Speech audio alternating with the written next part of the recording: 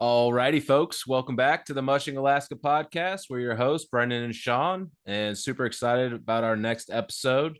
Got another guest on, an Iditarod veteran, and I'm gonna turn it over to Sean to give a little bit of a better introduction than the one I just gave.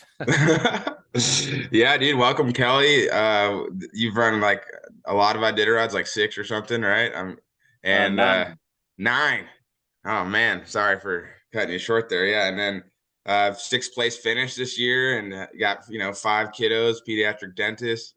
I saw you randomly at the start line of a marathon, and you're just like, "Hey, Sean, how's it going, man?" And I'm like, Who are you?" And then I'd never seen you in short shorts before, so I was a little taken aback. But yeah, and you ran an Ironman. It's like, man, I'm sitting here like I just figuring out how if I can find the time to make my bed, and man, you just run at a different frequency than most people. But welcome, man, and thanks for hanging out with us today. And uh yeah, how you doing? Oh, I'm doing great. I'm doing great. Yeah. I do have a bit of a busy life, but I always think of Iditarod as a break from my life. Yeah, it's a really wild vacation. Yeah, yeah, yeah. Yeah, so how like have you had time to kind of process your race? I mean, that uh it's interesting, like, because you're one of the mushers that you're right behind the lead pack, and you weren't at a checkpoint for like 3 days, I feel like. uh Yeah, you know that wasn't by plan. I actually wanted to either 24 in Iditarod or 24 in Takotna, but my dogs were kind of sick. They weren't doing well, and I didn't really see that run over to McGrath was not good for them, and I couldn't really see pushing all the way to Iditarod one for sure, not that far, and then Takotna, the extra 19 miles I would have had to run there. I think would have I might not have came out of there with more than 9 dogs, so I'd shut them down in McGrath, and so there's no real good way to break that run up without just being in the middle of nowhere. So yeah, I camped twice on the way to Iditarod. I broke it up into like 55-mile runs, but yeah, there was no good way to break it up. So yeah, I wasn't at a checkpoint forever. A lot of cold nights. yeah, that's so you've camped twice between Ophir and Iditarod, and it was 55-mile runs. So yeah, I was like, I've never really packed in a race, for two camps. I never ran the Quest 1000 or anything. Like, did you just have one bale of straw and you split it in half kind of thing? And I Yeah, mean, that's was what it? I did. Yeah, I I grabbed one bale of straw and just split it in half. Yeah, and I gotcha. only Yeah. carried, I think I don't remember exactly how many miles outside of Oprah. I can't, maybe like 15 to 19, somewhere in that range. I can't remember. Whatever 55 miles from McGrath to outside of I did or to outside of Oprah is. I think it's around 15, 19 miles, something like that. So I only And when carried the full bale for that far, and enough food for that camp that far, and then carried for the rest of the camp the rest of the way. did you like, I remember seeing photos of people like in those 200-mile stretches of the Quest, and they have like pots hanging from their sled, and it's just like about to explode or whatever. But no, yeah, that seems like a little more dialed back. But when you leave McGrath and you've got Takotna and Ophir, and you've got maybe your dog's recovering from a stomach bug, how did the fact that you had two checkpoints before your camp, like, did you use that to your advantage when you're like, all right, I'm not sure about Ralph here, is he gonna make it to this 55-mile run? Let's check back in with him in Takotna. Did you end Yeah, up? it was nice to have two checkpoints 20 miles apart to be able to evaluate those dogs coming out of a 24 where they weren't going into the 24, they weren't doing well, right? So that was nice to have two opportunities to look at them, you know, before I went out on that long stretch between um, Iditarod and Ophir, so I did get that worked out well, um, just to evaluate them and be sure they look good, and they did recover pretty well from 24. I think that was the right decision that time, to do that and to let those dogs recover. They were, and they're still little stomach issues coming out of the 24, but they recovered. It took them another day or two to really recover after the 24, and then they started doing really well. Nice. Yeah, they did. Go ahead. And did the heat play into effect for you or the dogs at all early on? Yeah, that was, part of it. It's always those middle of the day runs, they always look a lot worse too, which was probably leading into that decision into McGrath too, because that run over to McGrath was pretty hot. That was a really warm run, and they weren't handling that well either. And it ended up, the way my schedule ended up, I didn't have to run a ton during the hot parts of the race during the day. When I was running during the day, it ended up being that it was a little bit cooler runs, which was good. So the way it ended up working, it worked out well that way. But yeah, some of those hotter runs were not great on the dogs, and that one to McGrath in particular was probably the worst one. And then there was one on the Yukon River going into what's the checkpoint before Eagle Island? Grayling? Grayling, yeah. The run I ran into Grayling. That one was another one that was particularly warm and a little bit harder on the dogs. But And I guess so your dogs had a kind of an iffy run into your 24 McGrath. But at that point, like big picture, I mean, I went back and kind of looked at the tracker and where you were at. I mean, you're at the front of the pack right then. Are you even thinking about that? Or are you just like, I'm just kind of running my race, doing my 5 to 6 hour runs in my 3-ish hour breaks or whatever? yeah, that's exactly it. I mean, at that point in time, it doesn't make any sense to even pay attention to what else is going around you. I mean, you go as fast as you can, as your dog team is capable, and to keep them good for the rest of the race, right? I mean, if you're racing at that point in time, you're gonna probably do more harm to your dog team than good. So I knew I was up there somewhere. I had no clue where, because to that point too, I hadn't really been to many checkpoints, and I hadn't really seen what was going on around me. Anyway, I mean, I see people passing me when I stop. I see I'm passing people when they're stopped. I knew I was around the right people, at least. I knew that who was going to be up there, and I was around them. So I mean, that's basically the only clue I had as to what was going on in the race. I knew I was around the right people. So yeah. Nice. Yeah. So I have a couple of questions, but one of them is, you didn't, it's not like you've raised these dogs from being like puppies, so you have like and they're from, Dallas's kennel. I've worked with some of these dogs. You probably know them as well as I do. And yeah, it's interesting, dogs are different. Dogs are complicated. They're alive beings, they're not all created equal. I think that Dallas's dogs might be a little bit more I feel like they're if you take someone who hasn't worked with them for like hundreds of hours or whatever going into the race, they might be a little bit more easy to kind of work with, because they're not too concerned about who's on the back of the sled as much as maybe some people's dogs. They're like, this person is my only person I'm going to work for. There's definitely dogs like that, and I don't know, I guess like how, like that, building that trust with your dogs from when you are showing up in the winter to do some long training runs to where you get to the race and you're kind of getting through that first third, where what's the saying, you can't win the race in the first few days, but you can certainly lose it.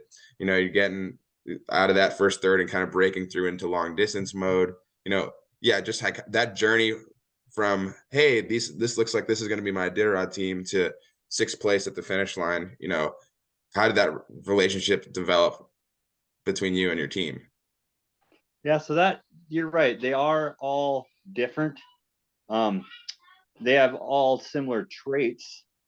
Different. Sled dogs have similar things in common, but they are all different personalities for sure. And I'm a kid's dentist, and all kids have different personalities too, and I have to be able to, recognize those personalities and traits when the kid walks in the door, and within 5 minutes, I have to be able to make a connection with them so that I can work with them and figure out what they need and get stuff done, because doing dentistry on little kids is not exactly easy feat either. So same thing with dogs. You have to kind of figure out their personality traits, what you can and can't do with them, and what they respond well to, right? There's a certain dog where you raise your voice to them, they're just going to shudder in fear and run away from you. And then there's a dog where you can raise your voice all you want, and they're not even going to faze them. So you have to, figure that out along the way too. But dogs, so this is the third time I've actually done other people's dogs at the race.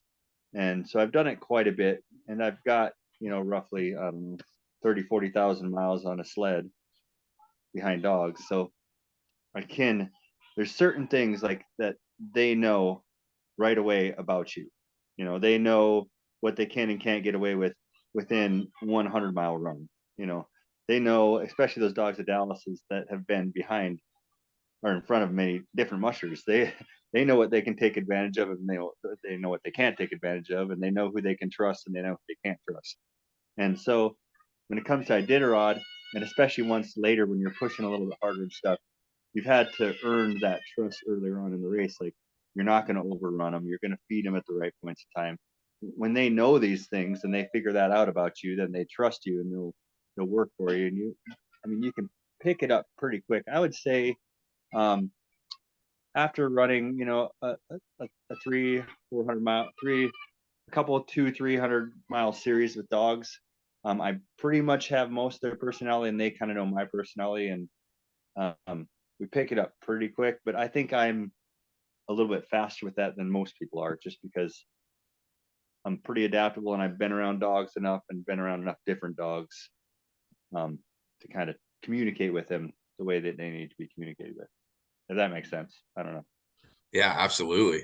Yeah, it's true. You do that. You can go and you don't really get much from your team if you go and you run 30 miles, 40 miles, but you go and do a camp out for 200 miles, 300 miles, that's going to be 4 camps or whatever, that you learn a lot about your teams, especially in that 150 to 250 mile range when they're, a little switch. They kind of, in that range, like you're talking about over 150, 200 miles, they kind of flip that switch and become, race dogs versus just recreational. We're going to run 30, 40-mile dogs. Right. That's awesome, man. So, I'm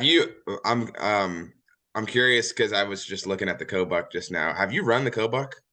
No, I haven't. That'd be a fun run, a race to run though.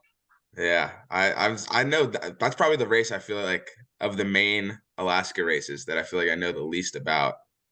Yeah. And I was just looking at it's like such a lot of long runs and just Arctic coastal country. Just seems like a wild place, and pretty cool up there. The mass start, the videos of that. Oh man, that was mass. Everybody did that at one of the Willow races there for a little while. I remember that. I didn't do that, but I saw it. That's like, oh, that's crazy. I don't know. I would just be puckered up so much, man. I see these guys doing the mass start and they're like waving at the fans. Yeah, hey boys, go. Oh, hey Janice, it's good to see how the kids. And I'm like, what?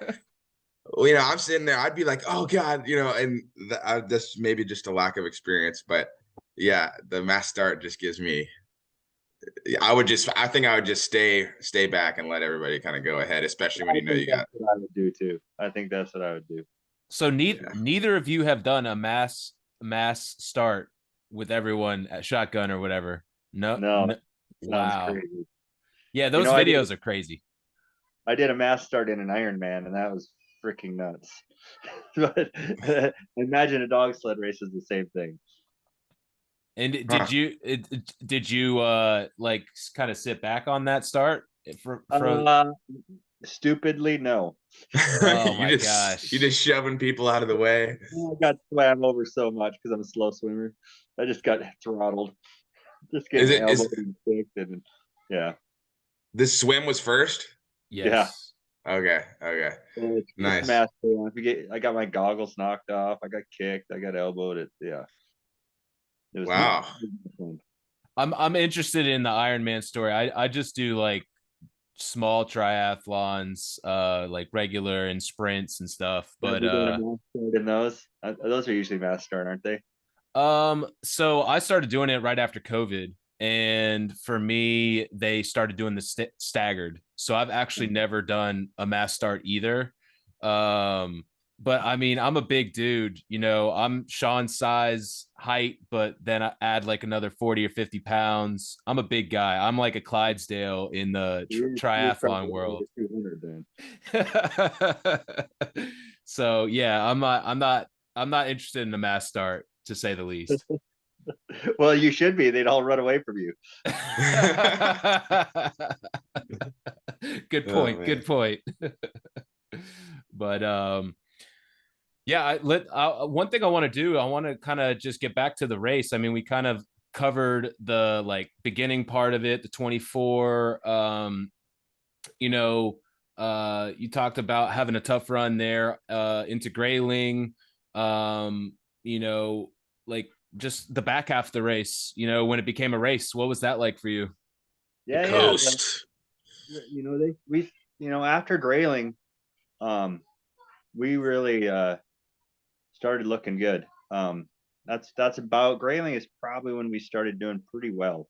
You know, the team was looking good. Um, and the dogs were, like I talked earlier about, into that race mode, and they were basically at that point they were kind of, toughened up, trail hardened, and we just kind of cruised along, didn't do anything spectacular, just kind of cruised along. I had to do a few more rests than I wanted to. Um, that run into uh, um, Caltag was kind of a little bit of a long one because I was 8 hour in that one. That was another rest. I guess that one was kind of in the heat at the end there too. That was kind of tough on him, but we were going into our 8, so that was okay. And then ran up and split that run up to Unocleat, and then ran a little bit outside of Unocleat. But from there on, it was pretty good all the way to White Mountain. As far as the trail was good, not too windy yet. The dogs were doing good, so we were just kind of on cruise control that whole stretch, basically. Wow. And you took your 8 at Caltag, the Yukon River 8, which you can take between Shagaluk and Caltag, right? Correct. Yeah. And yeah, and then I remember the kind of look, because you hadn't taken your 8, you were like in 3rd place or something. Yeah. And Yeah. but yeah, I when you're At that getting point in Caltag, I was like, oh God, I was with those guys, and I was like, God, I don't think I'll be able to catch them. I'm gonna try, but I don't think I'll be able to. We'll see what we can do. Um, and I wanted to go a little bit further out of Caltag, but I didn't think the dogs quite had it in them. So we dialed back. I wanted to go right outside of Caltag and then go all the way to Shaktoolik, but I didn't think the dogs could quite pull that one off and still have enough in the tank to do really well at the end. And that's what I would have had to do to try to catch those guys, but they weren't quite there, and that's basically I wanted to do what Matt did, and then I probably would have beat Matt, but that's about where I think we were as far as a team. I mean, we were good, but we weren't great. so when you say to like just outside it, you were thinking about going like 3/4 of the way to Unalakleet or whatever, and then pushing through and going to Shaktoolik. Accurate. Just like like what Matt Hall did, basically the Yeah, same thing. Yep. And yeah, that was an epic finish to the I wanted race. to do basically the same schedule Matt Hall did is what I wanted to do. But my dogs were good at that point in time, but they weren't good enough to do that. Mm-hmm. And like, I don't know, what's one of the signs that you're looking for when you're saying, yeah, they were good, but I didn't, is it the speed, or is it what is like, what are the couple of the signs? It's not any one thing, I guess, but Correct. Yeah. Speed, yes and no. I mean, you don't want to go too fast, right? You don't want to go fast enough that you're going to hurt them, but you want them to be going fast. But you don't want them to be going 12 miles an hour, but they wouldn't go that fast at that point in the race anyway. But yeah, speed, how they're looking, if they're pulling hard, if you're starting to feel like, because after you do a lot of, like I said, whatever I've done, I don't know, 30, 40,000 miles, like, I don't know, something like that. You start to, I usually know when an injury is going to happen a day before it's going to happen, right? Or you just see the dogs doing something slightly different, a slight gait change, a slight, not pulling when they're usually pulling, something. There's lots of little cues that add up, like you say. There's not one thing, but there's a bunch of things. And it's hard to like pinpoint one thing, and every dog's a little different what they're doing. Or they start a slight head bob every once in a while when they shouldn't, and then something's going on there.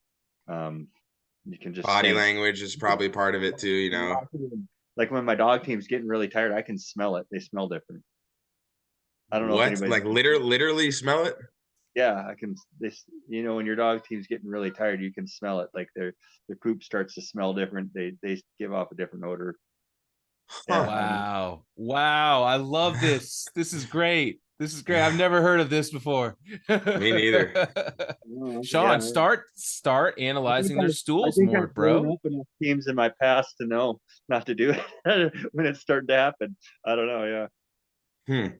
That's wild. Yeah. There's 40,000 miles. I mean, I'm not surprised that you're that keen to notice these things. And, as from my perspective, having far less experience, but still a significant chunk of mushing, I see these little things and I'm like, that is a little different, but I'm like, it's not like a big deal, but there's a shift happening and you don't really know what it is. And it takes a long time to trust that instinct and be like, am I being too conservative now because I thought I saw a head bob or whatever, or and that's another art that you are mastered at, is like you're staying like within striking distance, but then you're also that middle third of the race, you're like trying to build this strong team to get to the coast, and you're just managing that's just like such an elegant dance of like, I gotta kind of stay with the group,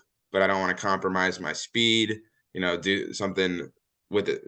I got a good team, not a great team right now.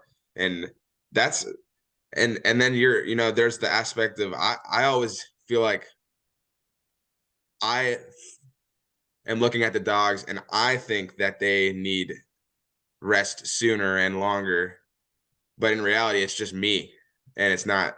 The dogs are doing great and they could do another 3.5 hour rest, that'd be fine. And so your 3 and 4 hour rests, like how many in a row?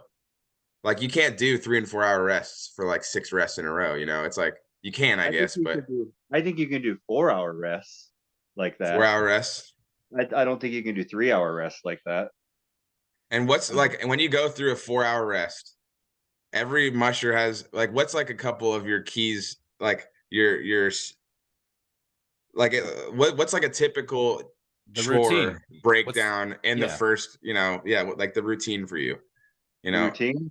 Yeah. First thing is try to get them down sleeping as soon as possible, right? So I always try to get them down on the straw and get their booties off and everything as soon as possible, and get some food in them as soon as possible. That's the main. Nothing else matters as far as I'm concerned. Is those 3 things: getting them laying down, fed, and booties off as soon as possible. I can deal with everything else after that. So those are the first things I do, is just get them laying down and get them fed and get their booties off, and then I can go do whatever else I need to do. Like even when I was doing interviews and stuff like that, I was like, you can interview me all you want right now. You can follow me around, whatever. I'm just going to do my stuff, and then I can talk to you now if you want, or I can talk to you after. Done with that. But if I talk to you now, I'm not even going to look at you. I'm going to do my stuff. So, that's the routine, is try to get them down as soon as possible, get them resting. And so in a 4-hour rest where the dogs are resting, how much of that are you actually resting? If it's a 4-hour, I get about an hour and a half. And an then hour and a half. Okay. If it's a 3-hour, I get about, no, that's not true. I don't get an hour and a half. I get about an hour and 15 to an hour. And that's like of sleep or of you time? 3.5, I get about 45. So yeah. Okay. And Is your And that's first sleep. That's my sleep. That's okay. what I say.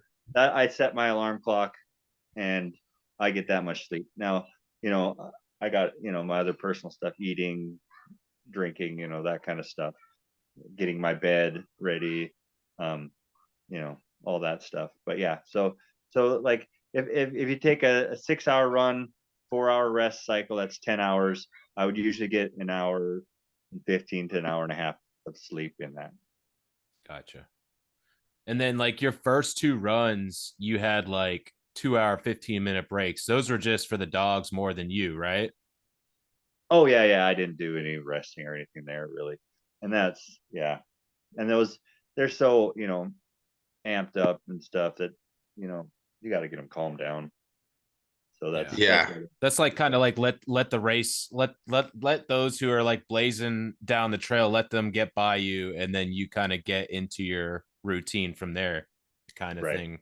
Yeah. But it's also like, if you're starting you're talking about your first couple. And so, you have run the dogs 50 miles and they've trained for 1,000-mile race. So 50 miles for the dogs. They're not going to just be like, all right, I'm ready for a nap. I mean, some dog, maybe like the veteran, maybe like the most experienced team, maybe. The young ones were just up goofing around and, they were just, yeah, exactly. So it's like, it's like a waste of lay down and stuff, all the young dogs. And I think I had 3 or 4 that I did out on that team. And yeah, they were all just goofing around and, being idiots. So. All right. So it's like that's not valuable use of the time. You rest 4 hours. Well, the dogs aren't even really resting. Might as well get them ready to where they actually want to go to sleep, and then, this is time you could be moving down the trail. Yeah. And then I wanted to ask on a different note, did you, so like with Brent's ass scratching, were you at all like, did he Oh, ever, yeah. did you see him at a checkpoint? Was he like, hey, check my stuff out? People were like, texting me or talking, or my wife asked me too. She's like, did you help Brent? And I was like, no. When I got to Eagle Island, Brett had gotten there and he went in the tent and I was told by the checker, they're like, they didn't really say anything. They said Brent went in the tent. He said he wasn't feeling well. That's all they said. So I didn't know anything about, teeth or anything like that. And by the time I heard about it, I was gone down the trail already. Wow. So I didn't even know. I was like, oh man, I would have went and checked him out and, helped him out anything I could. Usually with dental stuff, you can just give antibiotics. With the vets would have had that. So yeah, I didn't even know. Otherwise, I would have been happy to go in there and check him out. yeah. We were speculating like, was he like having a rough go at it and finally run into you and like, Kelly, check this out, man. Like, what's going on? So that's unfortunate. I was hoping there was a good story behind that, but yeah, a few years ago I looked at Robert Sorley's tooth, and he had he had me look at one of his teeth a few years ago. That's on video. But yeah, no, I never even actually ran into Brett in that checkpoint because he'd gone into a separate tent than everybody else. And and they didn't know at that point in time exactly what was going on with him. So gotcha. And go ahead. Well, just following up on like, are you familiar with what actually he was experiencing? Like, do you know the details of his I don't know really any details, probably not as much as you guys know. I know he got sick and maybe had like a periodontal abscess or something, tooth something. I'm guessing he had an infected tooth would be my guess. And then apparently he was sick too to go along with it. So I don't know exactly. It's all, the rumors that you guys have probably heard too. They're the same rumors I've heard. So I didn't actually even see him. I haven't seen or talked to him since. So gotcha. Until I would talk to him, I wouldn't really even know. It'd all be just speculation. So you camped right outside of Unalakleet going back to the coast, and then I should have done better homework here, but you went through Shaktoolik? I went through Shaktoolik, and was going to the cabin out there. Yeah. But then I got onto the sea ice and I thought I missed the cabin, so I turned around and went back and just Oh God. Which I was like, and it was cold that night too. I was like, damn it. And then once I went by the cabin, like 4 miles later, I was like, damn it. I wanted so much to be in the warmth. I was so sick of being outside. And I was like, and it was a little bit windy too. So I didn't get much rest there either. I was all pissed when I went by that cabin. I was like, damn it. But I thought I remembered that once you got on the sea ice, you'd already passed the cabin, but I forgot you go over the little chunk of sea ice and then you come on like a little spit thing and there's on the point and there's the cabin there. It's like, I don't know how I missed that thing, but I was convinced I missed it. So I went on the sea ice for not very long. I only went on the sea ice for, a half mile, quarter mile, and turned the team around and went back and got off the sea ice to where I was back, where it was a little bit better. But yeah. Oh man, that's a bummer. So and then you went from there I went through Koyuk and rested there. I can't remember how you far. rested in Koyuk. No. Yeah, you went through. Yeah. Okay. Not too far, maybe like 20 miles or something like that, and then ran from there to White Mountain. And that was how long that run? How was that run? Ish. 70, maybe 75, something like that. And when you go, the run to White Mountain from there was 75, maybe, and I think the run to that point was maybe 50 some. Oh, dude, I just forgot. I was watching Dallas's interview in one of the coastal checkpoints. I can't remember, and he was like, and the interviewer was like, hey, so what do you think of like how Kelly's doing? And dude, his answer I think was something like, I mean, it's not how I would do it, but I mean, it's his race, so it's not the, and it was something along those lines, and I was just like, oh my god, like of course it's not how you would do it, Dallas. You're not. You would be winning, Dallas, because that's what you do. Yeah, man. So when you go through all of these coastal checkpoints and really you've I can count on probably one hand how many checkpoints you were at this race, or maybe just a little. Yeah. Like, I don't know, when you go through, but I'm sure by the end of the race, it was like no big deal, but you go through like the checkpoint. Because once I got out of like McGrath and I was just like, oh God, I'm not going to be any checkpoints. I just got in that mindset and I got so used to it at that point in time. I was just like, ugh. But you never ever wake up warm, ever. Yeah. You always wake up shivering.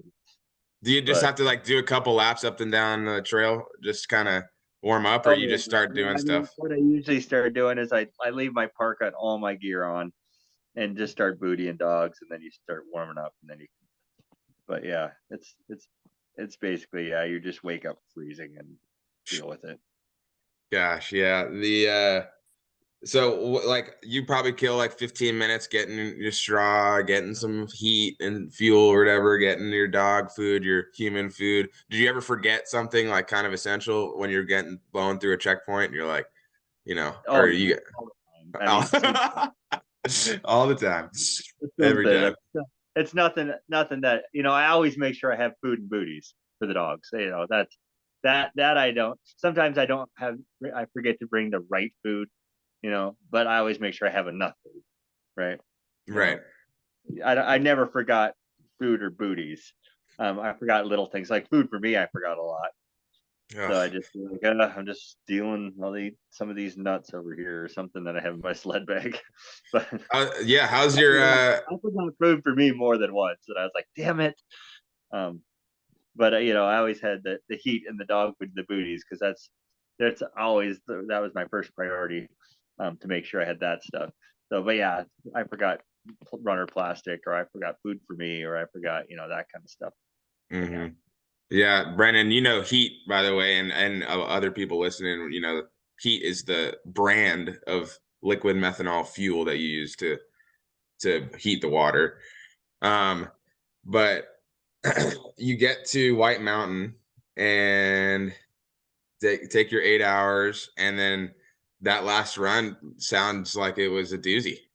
Oh God. So yeah, I got to White Mountain and I was like 2 hours behind Matt, I think, and 2 hours in front of Jesse.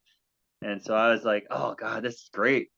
This is great. This is gonna be awesome. This is the first time I've ever really just got to stroll into Nome and, you know, relax and enjoy my ride in. I think I said something to Pete and Richie. I was like, oh man, this Iditarod's been pretty good. The trail's been pretty good. It's probably been one of the better ones trail wise that we've had and weather wise. And they're like, don't say it. Oh no. they told us it might be a little windy going into no. And I was like, uh-oh.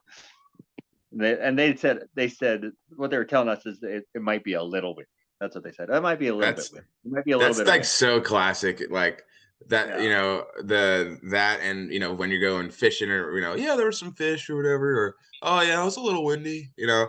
I was talking to Alex last night and about his sweeping experience. Alex was one of our friends that was on the trail sweeps, the snow machiners. I You know forgot that. he did. Yeah, he did. Yeah. And they got an email from the Barrington twins and Deke and Mike Williams, and there was a quote from like each of the three of them. And Deke was like, yeah, there was a lot of wind. Like right when I got dropped onto the sea ice, the markers started disappearing. I saw one about a couple, you know, a mile and a half later, whatever. And then the Barringtons were like, it's kind of similar tone. And then Mike Williams Jr. just said, rough run. And so that's a little windy. That's just kind of what that reminds me of when someone says, oh yeah, it's a little windy. It might be a little windy. But yeah, go ahead, continue with your little windy. Yeah, little windy. So we went down the river. That was fine. It wasn't windy there. We went, you know, got off the river on that big flat area before you get to the hills. That was not hardly windy at all. Got up into the hills and about halfway into them, started getting this massive crosswind. And at first I was like, oh, this is not too bad. I'm gonna take a little video of it. You know, I took a little video of it and we were just cruising along, and all of a sudden it got windy. Like, I don't know if you saw that video of Brett Sass last year. Did you see that video? It was like that. And just a crosswind blowing my dogs off and down the hill sideways, because we were side hill and it was coming from the side and pushing us as we were side hill and down, and we were having a ton of trouble with that. And so I'd get off, put my dogs on the trail. We'd go another 100 yards. And I'd get off, put my dogs on the trail, and they just kept wanting to go down the side hill. It seemed like we were side hilling that whole time. So we had some tough stuff there. We got through that. And then we got down, came out of the hills into like where the blowhole was, and that was brutal down there. And they just kept wanting to go out to the ocean because that's where the wind was pushing them. And we were like, I was probably at 45 degrees to them, you know, getting pushed backwards at a 45-degree angle. And we're just going along. And then we'd stop and I'd have to put them on the trail, and they just kept wanting to go that way. So, you know, and I'd tried everybody in lead at this point in time, every combination possible. So, at one point in time, they were just so confused that they would go as soon as I'd line them out and get them on the trail. We'd go, and then 100 yards later, we'd have to stop, and I'd have to walk to the front and take them over there. And the dogs are still barking and screaming. They're all happy to go. They just had they were all confused and going out to the ocean and everything. So I actually had to walk in front of them for, I don't know what, long time. And what I did is I turned my sled on its side and then turned my snow hooks upside down and up and put those under the runners so that I'd get some traction, so that I could walk in front of the dogs. Yeah. And basically I walked like that for, I don't know, it must have been an hour, more than that maybe. I don't know, it was probably 5 miles, 5 to 10 miles, something like that. And then I taught them not to run me over, not to pass me. Like, they tried to pass me, I'd pat them on their nose, be like, no, get back, so they wouldn't pass me. And we had a big jumbled mess at this time. It was just a big ball of of dogs and me, and them not letting them pass me, and my sled on its side with the snow hooks upside down under the runners. And it was still at 45 degrees angles. The sled was at the window so much that even upside down and sitting on the snow hooks, it was still at 45 degrees behind me. So Damn. yeah, so I was just walking. I was like, well, I guess I'll walk the next 30 miles to Nome, or 40 miles, whatever it was. So But is that around, that was in the area where Jesse that caught was up to you? between the blow hole and safety. Okay. Gotcha. So that was between the blow hole and safety, and that went on for a long time. And then I finally got, I forgot who it was. Somebody was kind of staying on the trail better. It was who was it? It was Olaf and Joanna. So, but they were not. They were still just. They were, and it was weird conditions because the trail was actually slower than everything around the trail. So the trail was really, really slow, and everything else was kind of crusty ice.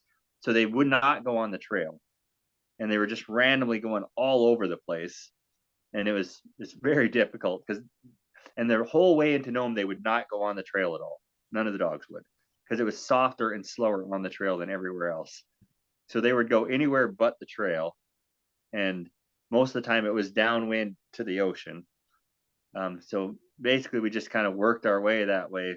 Just I would stop and get them close to the trail, and then when we go, and I'd get them close, stop, and then we'd get them on the trail. And that's basically what we did the whole way to safety, and a little bit before safety, and then safety. The trail got a little better, and then they would get on the trail and go. It was still windy as heck. It's the longest. It's probably 50 miles of wind, which is usually it's, you get a few windy spots in the hills, and the blowhole is windy, and by the time you get to safety, it's not too windy, and from safety to Nome is usually pretty good. But it was all the way from the middle of the Topcock Hills all the way to the top of Cape Nome was just brutal wind. So it was probably 50 miles of brutal wind. And I did a lot of walking and a lot of like just running up and getting my team on the trail. And I didn't, there was many times in that stretch I didn't think I was going to finish the race. It's probably like 50 times I didn't think I was going to finish the race. But wow.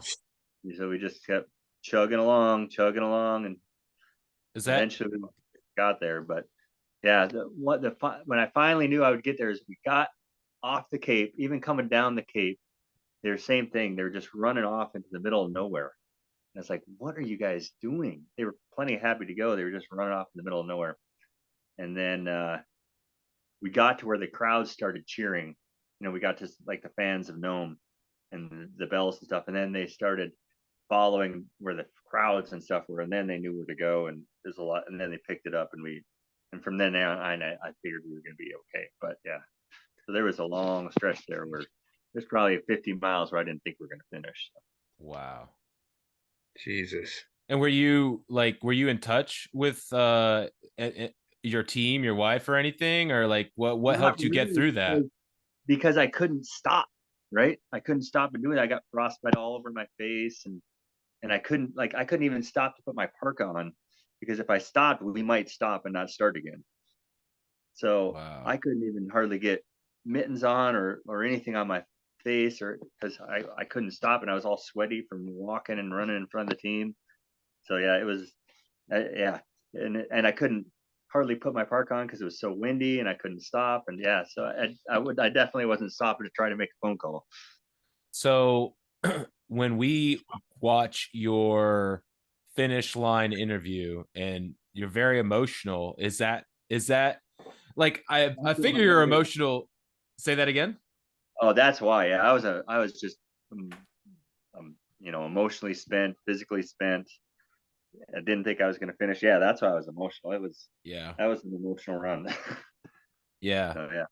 Yeah, I mean, like when everyone finishes, it's emotional regardless of what the last run was like. So I was like, oh man, he's really, I don't know you. I've not really met you before. So I'm like, oh, he's just really emotional. I wonder if he's tired at this point or whatever. So getting the backstory is pretty crucial to understanding why I mean, I'm sure you were just thrilled to see your wife and your kids and all of that. Your kids were adorable waiting for you. I'm sure you've seen the video of them singing, singing songs and such. Oh, But yeah, yeah, I have it. Yeah, they and that that's part of it too. You have these kids, and you want them to realize that things are possible, right? You don't want them to see you scratch at the end of the race. That's a big part of it. Knowing they're there and knowing they're looking up to you, and you know that's probably part of what made me finish, because I could have quit a million times out there. It felt like I should have. But yeah, that's part of it. Just getting there, and you know because you want them to see that things are possible, because things are possible if you're willing to work hard and push your limits and get through it. You can accomplish a whole lot more than people actually think you can. Your body's capable a lot more, but try to relay that to your kids, and have them have that mindset. Like that was a big probably motivator of getting me through that. yeah, yeah, no, I not even remotely comparable, but the first time I got into triathlons, I was just doing sprint triathlons. And then I had the idea after we had our first child, I was like, I'm doing a proper triathlon. And leading up to the triathlon, I hurt myself. I didn't get to train like I wanted to, but I still did the race because I was like, I still think I can do this. And it caught up to me. Like almost at the end of the bike, I was already cramping. And again, I'm a big guy. And then I hit the run. I'm literally cramping the entire run. Like there's no part of the run that I wasn't cramping. Miserable. When I crossed that finish line, knowing that my I guess he's probably like 8 months at the time, I was so freaking emotional. And that was just only like 3 hour triathlon. That wasn't that wasn't Yeah, but it's the same thing, man. It's the same thing, right? It's the same exact situation. It might be magnified here a little bit more, but it's the same thing. I mean, everybody has their own, right? You have your own hurdles in life.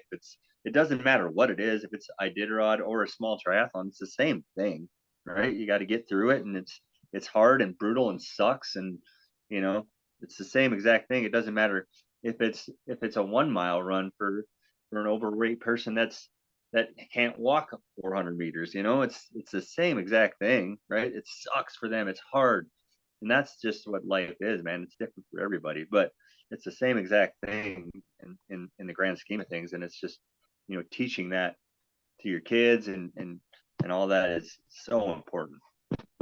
Nice. I love it. I love it. What one thing that we haven't talked about, what's the scene like in Nome?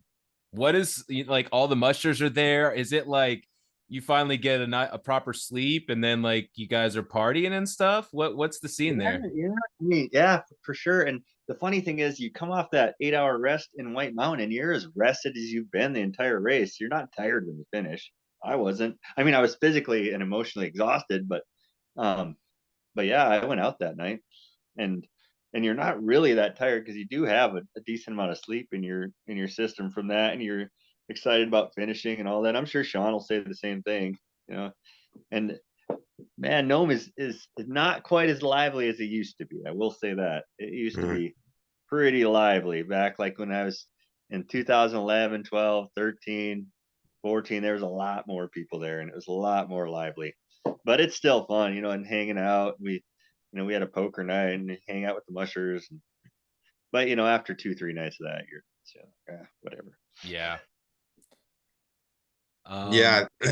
So when like gosh, I was, my heart is like wrenching hearing that run, because like, I mean, just to stop. You went through that same stuff, right? Same emotions. Yeah.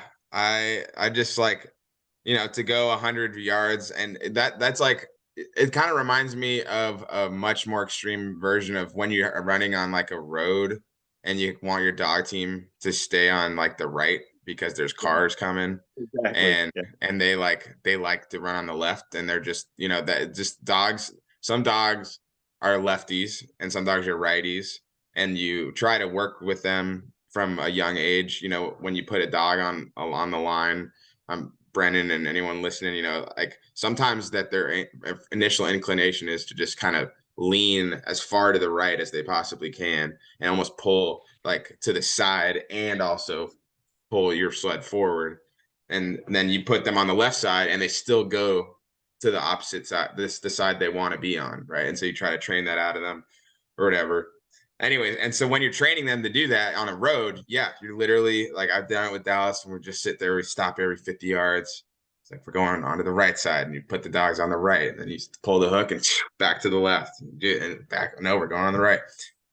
And to do that at 50-mile-an-hour winds, and they're going onto the sea ice. And by the way, like, what's that looking like over there on the ocean side? Like, is there driftwood. So it's just like driftwood frozen into the ice, and just like it would like shred your sled. It's just like you're just gonna get in a big tangled mess and wreck your sled and wreck you and wreck your dogs. Yeah, it was the whole way was just driftwood. So it was all to our left, just driftwood for 50 miles to our left, and that's where they kept wanting to run. It's like, look at that over there. You do not want to go over there. Oh my gosh. So that's just like not that far off the trail. So like, yeah, no, it's probably, I don't know, maybe 20 yards, 15 yards. I don't know. Oh, okay. Damn. That's and so what was that run time from White Mountain? Oh God, I don't know. I'd have to go back and look. It was a long time. Brennan's on it. I don't know. Yeah, Jesse's dogs were, but he said, oh yeah, they were running great through the wind. I mean, he trains on the Denali Highway. I think there's a lot of wind there. But yeah, so he caught me, and he shouldn't have. But yeah, because I outran him into White Mountain. But my dogs they were in good shape. But yeah, there's like, so yeah, I know I lost at least 2 hours, maybe 3. Did you when he passed, what was that moment like? Where did you try to? I was like, Jesse, help get me to the Cape. Let my dogs just follow you to the Cape. And so he did. He helped, and he waited for me a couple times. And once we got over the Cape, I was like, I should be good. Go ahead. But little did I know they kept wanting to go in weird directions. So even after he passed me, then they as soon as he passed me and went on, I was like, go ahead. I should be good here, because I just wanted him to help me get over top the Cape, so they just have somebody to follow. Once I had him to follow and they saw where to go, shoot, we were cruising right along. And then I once we got over the Cape, I stopped and snacked them and stuff like that, because I was like, oh, we're good now. I shouldn't have done that. I should have just kept following him. But I was like, I hate being close to mushers and following. And I said, I'm not, even if my dogs are faster than you, I'm gonna let you beat me. Just help me get up over the Cape. And he's like, yeah, sure. Because it was, and Jesse's awesome guy. And thanks, shout out to him. Here's this. Thanks for helping me with that. And yeah, I mean, but yeah, then once we got over it, they kept doing this weird run in the wrong direction thing. But yeah, we got there. That's crazy. Absolutely insane. Brennan, what do you got? What was the White Mountain to safety was just shy of 8 hours. Pete did that in 6 and change. Richie did that in 7. Matt Hall did that in 7. Ryan Reddington did it in 8. It wasn't like that long. It wasn't that bad. And then but we weren't there. Yeah, right. It fucking felt long. They were going through the same wind, so yeah. Yeah. Everybody has to go through it, right? Yeah. And yep. And then 3.5 and change into Nome. Yeah, that was a brutal stretch too. Whereas like Jesse did it in an hour less. So that extra hour probably really felt on a 20-mile run, an hour less on a 20-mile run. Right. Right. That's a long time. Yeah. Damn. That paints a picture. So what is your like you seem to be into a little bit of like you seek out thrills, adventure, and torture all in the same thing. So like from an Iditarod perspective, I'm curious what like if you even have a thought on the Iditarod, or just in general what your next adventure, if you've lined that up yet. Oh, I don't know. At this point I just kind of want to lay off my own life and pour it more into my kids' life, coaching and getting them through all the things that they want to do and stuff like that. They're getting to the age now where even before the race that I figured that this would probably be my last one for a while. I mean, who knows what'll happen, if the right situation comes along, like this situation. It was a good situation, and it might happen again. But it's kind of now, like, I want to do more stuff with them and their activities. Like, I'm having a shooting contest in a couple of weeks, and my son Ben's going to do it, and we're going to go out train out in the yard here and do some shooting and stuff like that. So more stuff with them than my own stuff, if that makes sense. Yeah. Oh yeah, completely. So I'm just curious, like, having seen you do this marathon and the Ironman thing, like, what like, I don't know, what's your takeaway? Or just like, what's your takeaway from doing something like the Ironman? Because it's not like it's easy because you've done the Iditarod. It's not like you train for that and you're like, oh well, I can do the Iditarod, I can do the. All right, no, it's like, no, I did an Ironman years and years ago. Oh, that was pre-Iditarod. Well, I've done one since then. I did one last summer too. Okay, that's all right. Yeah, but it was amazing how much easier the Ironman was this time after doing that many Iditarods, because Ironman is a mental. It's all a mental mindset, right? It's all a mindset. If you know that it's going to suck, but you can finish, because I wasn't trained great for this Ironman, but I knew I was trained well enough to finish, and I knew it was going to be painful at times. And, my mind has, been hardened from Iditarod to the point where, it's not a big deal, right? It's not a big deal. I only have to suffer for, 12 hours, 10 hours, or whatever it was in that race. And like, that's only 10 hours of suffering. I can suffer for 10 hours, no problem. So, I mean, when you go, like that last run into Nome, that was like 12 hours of suffering. And that was after a lot of other, long race where if you do an Ironman, you're like, oh, it's only like 10, 12 hours of just suffering anyway. So that's not a big deal. I can suffer through that. So just that mindset made that race a lot easier. And I enjoyed that race. It was fun. I had fun on that race. I was just like, it was in Juneau, and the people in Juneau were awesome. They were so nice. Good. There were so many people out there cheering and stuff and rooting us on.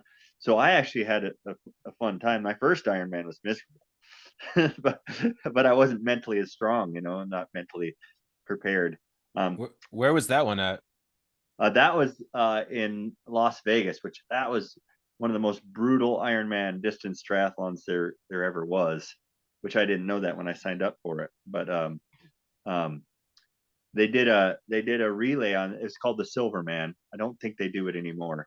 And they offered $1 million one year for a relay team to beat Kona's Ironman Kona, which is the championship. Yep. To beat that time in that race.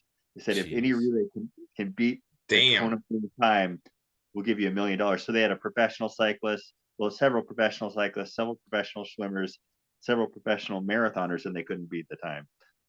So wow. It was that race was a brutal one. I didn't know that at the time, but it was painful, and I wasn't mentally prepared for that. But yeah, 112 miles on the butt, man. What is that like? The longest the longest miles I've done is like 50 at one time. So like, well, once you get used to it, it's good. And a good seat is crucial, essential, right? You have to have the right seat. It has to fit you right. But yeah, for some reason, my butt always hurts when I'm biking. It sucks. It hurts. But it didn't hurt that bad on that race for some reason. I was surprised. I thought it was going to be a lot worse. There were some sections that was definitely, there's some brutal sections of trail on there. The road was really like bumpy and stuff, and that hurt like heck. But yeah, 100 miles on your butt is never good. No, Yeah. All right. I don't Yeah. want to get too lost in the triathlon stuff, but Yeah, it's all relatable, right? It's all, similar. definitely, definitely. No, literally, like Sean ran his Iditarod, and we as a family were all supposed to go out there, and then COVID happened, and we couldn't go there. And then what was worse, like Sean almost finished and didn't, and then we still couldn't be with Sean, and that was really really hard on me. And I'm like, what is this, like what is at all similar to running the Iditarod? And I'm like, well, I don't know, I guess this triathlon thing is gonna be like, I've been like 250 280, like I've always been a big dude. I'm like, I like biking and swimming, but I hate running. And You so can you can always walk, true, and you true. will. If you do a long Yes. distance one, you will. That's Yeah. okay. So yeah, this was like my whole training. I was just thinking about Sean. Honestly, it was like my whole dedication to like, all right, I'm doing this for Sean. I can't be in Alaska right now. So yeah, there's definitely a lot of similarities for me with like Iditarod triathlon, but it's not even remotely in the same category as Yeah, like, like I said earlier, everybody's got you know, their own Iditarod. It doesn't matter what it is. Right. You know, that's the true. thing is, you don't have to be like complete psycho to torture yourself. Sean, do you have any I feel like we're getting to a wrapping up Yeah. point. Is there any other questions or? Oh, I think one thing I would just think about it that we really didn't touch on is, that Kelly he had his own kennel for years, and I just, I don't know, I never knew you until a couple years ago. And that was after you had gotten adopted out your dogs. And just, um, I don't know, something that I've always thought about is getting my own group of dogs together. What is that when you look back on it? And and it, it's funny how time passes now. Being in my 30s, I'm like, you look back 10 years ago and it feels like it was like a blink of an eye ago. And I bet it's the same way with you and your dog team, Kelly. But like looking back at those years, how do you, like, I don't know, reflect on that a little bit without having to, you don't have to burn another 15 minutes. We'll kind of end Yeah, on this, but yeah. It was, it was. I miss having the dogs. I miss my dog team. So I got pretty lucky and how it all turned out. I knew nothing about dogs. Didn't know any mushers. I moved up to Alaska in 2007. I met a dog musher who was also a pediatric dentist because I was doing a pediatric dental residency. Her name was Christine Rolos, and I went out with her. And I knew I liked and was interested in sled dogs when I got up here in 2007. But I met her and I was like, yeah, this is what I want to do. I want to run Iditarod. And so I started reading books, and I can't remember which book it was. I read a book that said you do not want to start a kennel without dogs from somewhere that is where you want to be, right? In other words, if you want to be an Iditarod top finisher, do not start a kennel with dogs from anywhere but an Iditarod top finisher's kennel. So I went out and I found an ad on Sled Dog Central or something of a female for sale from Mitch Seavey's kennel. Like, oh, Mitch Seavey just finished whatever he had finished that year. I don't remember, 2007, 8. He's probably in the top 5 or 10. And so I was like, okay, there we go. So I went and met Danny Seavey and I got 2 females that were pregnant from their best bloodlines. And that's how I started my kennel. And then from those 2 dogs, I had I can't remember what I had, maybe 10, 12 pups. And those 2 dogs were both, one was kind of a leader and one was a good leader. And she was an injured good leader, so she could never do Iditarod or anything like that, but she was good enough to do, a 200-300 mile race. So her shoulder just couldn't hold up for whatever, but she was a good leader. So that's how I basically she taught me everything I know about mushing. Basically, she Damn. taught me how to line out dogs. She taught me how to, steer and everything. And then the other kind of good leader was young. She was only like a yearling or maybe two, but yeah. So, and then I qualified with all those dogs, and started doing Iditarod and raised all my dog team from those two dogs, basically. Damn. And yeah, and didn't know a thing about it, only what I'd read in some books. But That's it was, wild. No mentors. You just trial by fire. yeah. So yeah, I got those the summer of 2007, and I did run 2011. Damn. Right on. Wow. And then, oh yeah, last question. All right, for real, is if you don't mind sharing, I know that I remember hearing the story of you and Margaret meeting being a unique one, your wife. Oh Is, yes. is, is that is that something you don't mind talking Oh, about? Because it's a pretty funny story. yeah.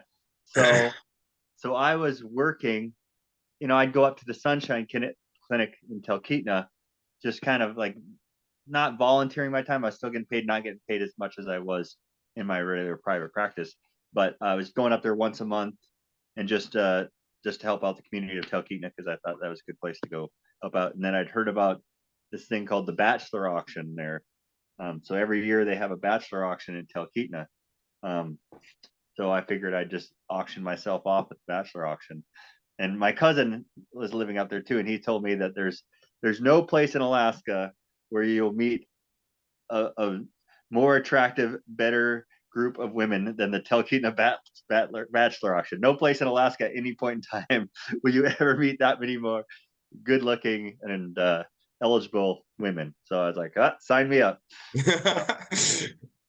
Because why wouldn't I? I was single at the time, and I was probably about your age. I was the low 30s, I think, in age. And then so I signed up and got auctioned off, and I did a poem. I read a poem that was Sir Mix-a-Lot's "Baby Got Back" in a very dramatic fashion. And, my wife, when I said I was gonna read a poem, my wife and her friends booed me. They liked my poem, so they cheered for me. But she did not. She did not buy me. She a different person bought me, but she picked me up later on in the Fairview. Nice. But it's funny because I had seen her. She won the Wilderness Women's Contest that year, which is a contest that they have. The women like haul 5-gallon buckets of water down the street, and have to shoot balloons with a BB gun, and saw wood in half and drive a snow machine. There's a bunch of events they have to do. So she had won it that year that I met her, but I had seen her competing in it like the year before, and I met her in the street, but she didn't have time for me that time. So, yeah. Nice. That's an awesome, unique story for sure. How much did you go for, Kelly? Do you remember? Oh yeah. I can't remember. It was like, I think it's over $500. Oh, wow. Okay. All right. It's like pediatric dentist, it's like, you'd think you'd go a little more, but cream colored double-breasted suit, as like a zoot suit. That's looking pretty oh my stiff. gosh. I need some photos, man. That's good times. Well, Kelly, thank you so much for hanging out with us for a little bit. And dude, that was super fun. I'm excited to go and have a beer with you here in a month or so. All right, we'll see you then.